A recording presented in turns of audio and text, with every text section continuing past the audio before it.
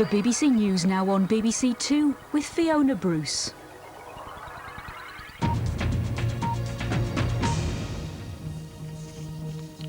Good afternoon. The government has called for a thorough review of British nuclear fuels after a damning report into the Sellafield reprocessing plant in Cumbria. The Nuclear Installations Inspectorate found serious management flaws at the complex, which led to the falsification of safety reports.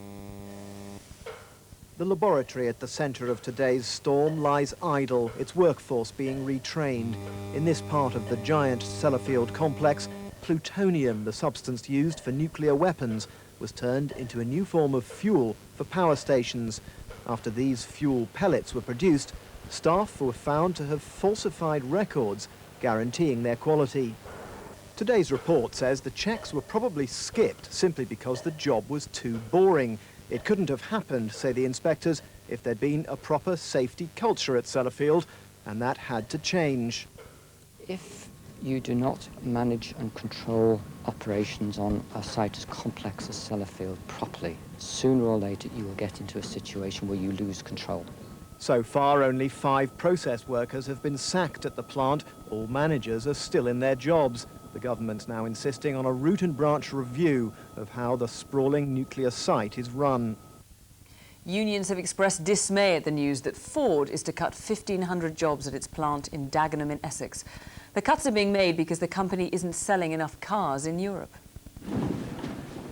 The unions were summoned to a meeting this morning to be told about the jobs to go, but they read wider significance. Slow closure. Today's announcement is a bleak day for Britain, and it's certainly a bleak day for Ford workers at Dagenham. At best, we're looking at a loss of close to maybe 1,800 jobs here, and at worst, we're looking at the slow rundown of the last major car manufacturing site that Ford has in Britain. This sprawling complex has had its ups and downs. High productivity, high trouble levels though. Low morale, now even lower. The real problem, as for every car plant in Europe, is too much factory for too little sales, and the high pound makes it attractive to switch production to Germany.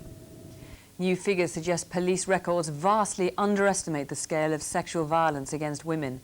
A Home Office study says up to 300,000 women in England and Wales are raped or sexually assaulted each year, compared with the 24,000 offences recorded.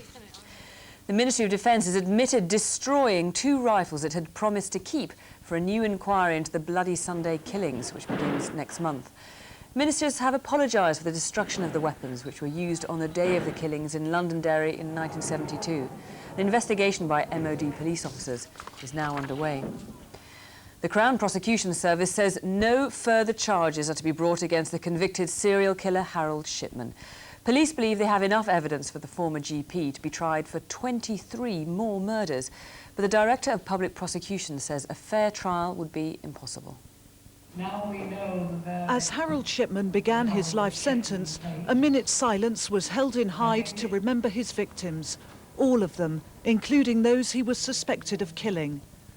But Shipman will not face any more charges, even though the police say there's enough evidence. The decision was taken by the Director of Public Prosecutions, he says reluctantly. There has been quite exceptional publicity surrounding the trial that's just finished and the verdicts.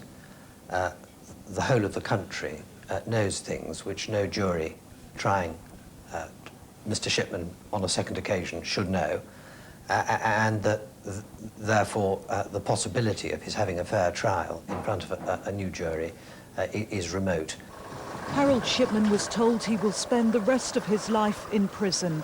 For relatives of his suspected victims, that may have to be justice enough. The train drivers' union ASLEF has announced a series of one-day strikes in protest at what it says is a breakdown of industrial relations. The action will affect commuters who use Connex South Central and South Eastern services from South London, Kent and Sussex. The stoppages are due to start later this month. Cricket, and England have just won the one-day international against Zimbabwe in Bulawayo. After winning the toss, England put Zimbabwe into bat and bowled them out for 131, with Craig White taking 5 wickets. But England made heavy weather of reaching what should have been an easy target, eventually reaching it with just 1 wicket in hand. That's it. The next news is over on BBC One at 6 o'clock.